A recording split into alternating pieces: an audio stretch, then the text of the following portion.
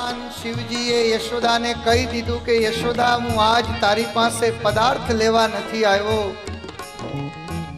આજ તારી ભિક્ષા લેવા નથી આવ્યો, આજ તારા પૈસા લેવા નથી આવ્યો, આજ હું તારી પાસે આવ્યો છું તારા લાલાના દર્શન કરવા આવ્યો છું. યશોદાએ હસતા હસતા કહ્યું કે મહારાજ, તમે મારા લાલાના દર્શન કરો એનો મને વાંધો નથી, તમે મારા લાલાના દર્શન કરો ને એનો મને વાંધો નથી, પણ તમારા દર્શન મારો લાલો કરે ને એનો વાંધો છે. તમને જોઈને મારો પ્રભુ ડરી જાય, તમને જોઈને મારો લાલો ડરી જાય, મને એનો વાંધો છે. તમે જે માગો એ આપું, પણ લાલાના દર્શન તમને નહીં થાય, કારણ કે હજી તો લાલાના પ્રાગટ્યને 4 દિવસ થયા છે.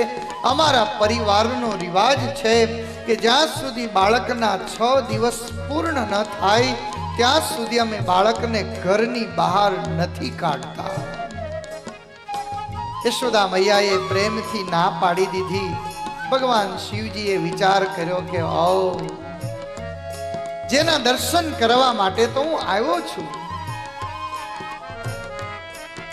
જેનું ધ્યાન કરું છું, જેના માટે મારું સંપૂર્ણ જીવન મેં સમર્પિત કર્યું છે, અને આજ મને પ્રભુના દર્શન નહીં થાય. મનોમન વિચાર કર્યો કે કઈ વાંધો નહીં, છઠ્ઠીના દિવસે તો દર્શન થશે ને, આજ તો 4થો દિવસ છે, કાંઈ નહીં, અહીંયા બેસી જાઓ. ભગવાને પોતાનું ત્રિશુલ ખોડી દીધું છે, સાપલિયાઓ છૂટા મૂકી દીધા છે, આંખો બંધ કરી દીધી છે, અને ભગવાન કૃષ્ણને પ્રાર્થના કરી છે કે હે કનૈયા, હું તારા દર્શન કરવા આવ્યો છું, પણ આજ મારા મનમાં એવો ભાવ છે કે મારે તારા દર્શન કરવા છે, તું મને દર્શન તો દે, તું તો મને દર્શન તો દે.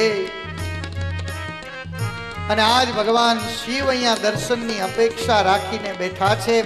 એવી જ રીતે અંદર કનૈયાના મનમાં પણ એમ થયું છે કે મારે શિવના દર્શન કરવા છે, મારે શિવના દર્શન કરવા છે. બે એક જ છે.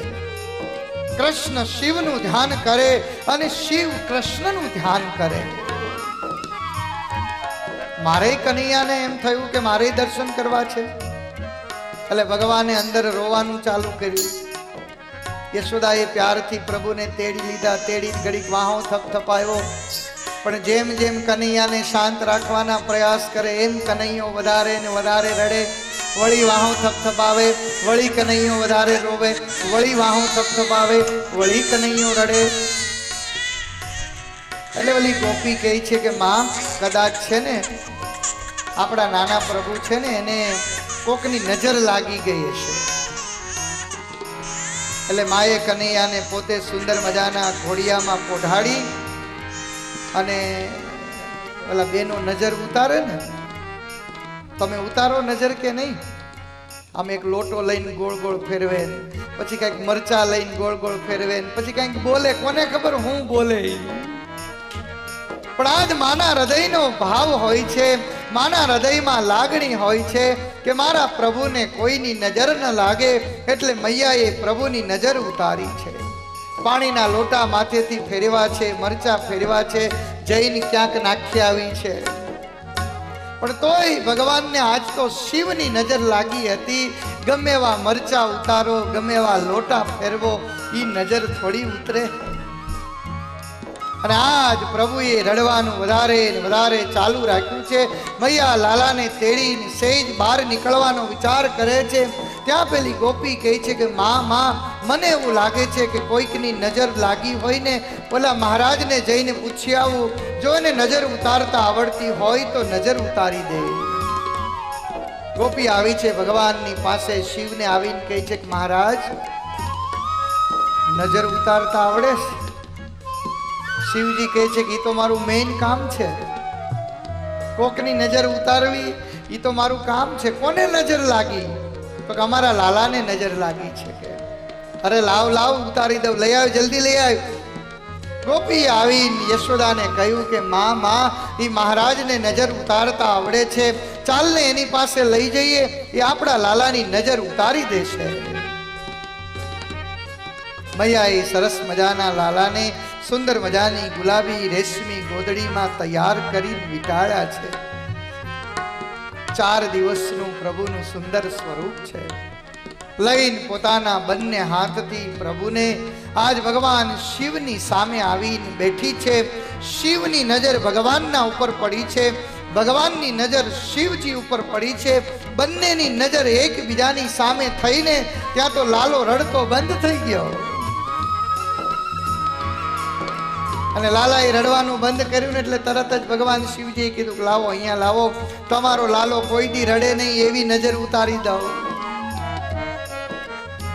મૈયાએ પ્યારથી પ્રભુને આપ્યા છે ભગવાન શિવજીને.